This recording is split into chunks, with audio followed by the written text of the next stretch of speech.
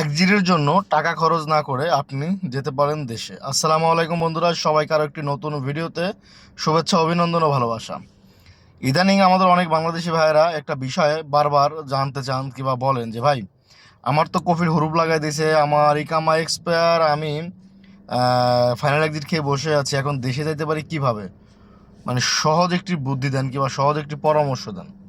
তো আজকের এই ভিডিওটি আশা করি আপনারা যে যেখান থেকে বসে দেখবেন, ভিডিওটি দেখার পরে অবশ্যই উপকৃত হবেন এবং সকলে ভিডিওটি শেয়ার করে অন্য একজন প্রবাসীকে দেখার সুযোগ করে দেন, যেন এই ভিডিওটি দেখে সে যেন উপকৃত হতে পারে।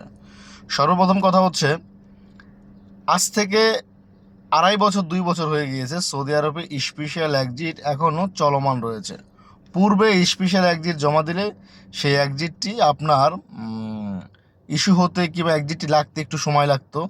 এখন কিন্তু খুব দ্রুত সময়ের মধ্যে দূতাবাসের মাধ্যমে স্পেশাল এক্সিটের আবেদন করলে সেটি খুব সহজে লেগে যাচ্ছে এবং খুব দ্রুত সময়ের মধ্যে কাজ হচ্ছে। এই একটি বিষয় আপনাদেরকে আশ্বস্ত করতে চাই। দ্বিতীয় বিষয়টি হচ্ছে, এটির প্রসেস কী?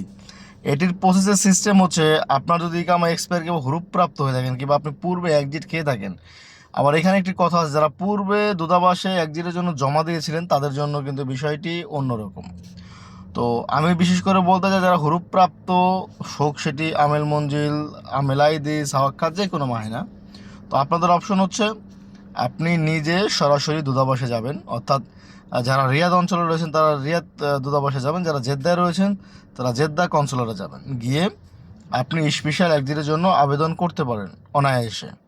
আর এক্ষেত্রে কোনো পরিমাণে কোনো ফি লাগে না, যদি 2-4 টাকা লাগে সেটি হচ্ছে সরকারি ফি, কিনা আছে কিনা এই যাবৎ কেউ বলে নেই। তো যাই হোক, এ হচ্ছে জাস্ট শুধু ফর্মটি পূরণ করতে যা লাগে মনে হয়।